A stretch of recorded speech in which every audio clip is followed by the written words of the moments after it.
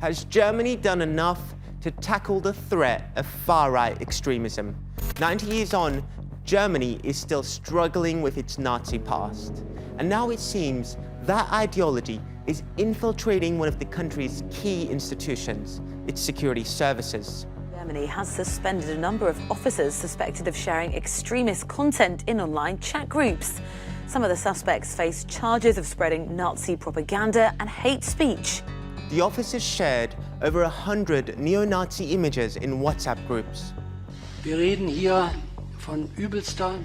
We are talking about the worst and most disgusting neo-Nazi, racist and anti-refugee agitation, such as pictures of Hitler, swastikas, and the Reich war flags. But even more hideous images, such as the fictional representation of a refugee in a gas chamber, or a despicable depiction of the shooting of people with black skin. This is not the first racist scandal to hit the German police force.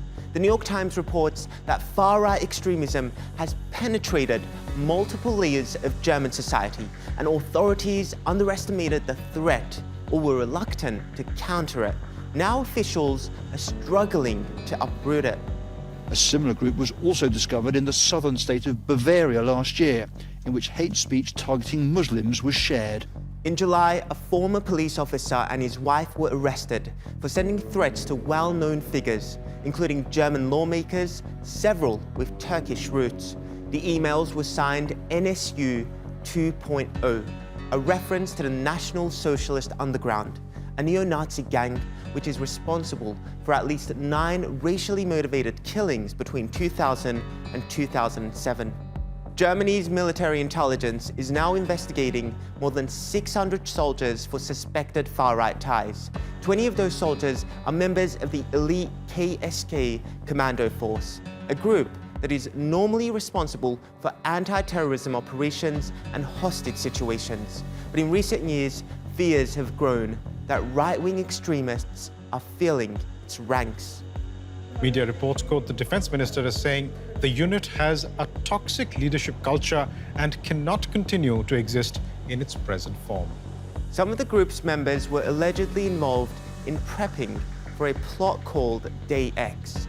Police found explosives and weapons at the home of a KSK soldier. The group claims they were preparing for what they believe was a coming social collapse. But the body bags and enemy lists found by investigators say otherwise.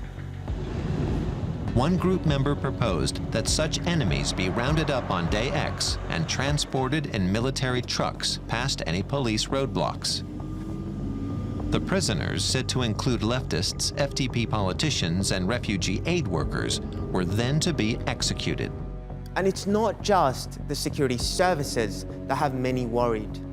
A recent report found that right-wing extremism is on the rise across Germany, with more followers prepared to use violence. Last year, far-right terrorists killed a politician on his front porch near the city of Kassel, attacked a synagogue in Halle, and shot dead 9 people in Hanau. There are many indications at the moment that the perpetrator acted on right-wing extremist, racist motives out of hatred towards people of other origins, religion or appearance.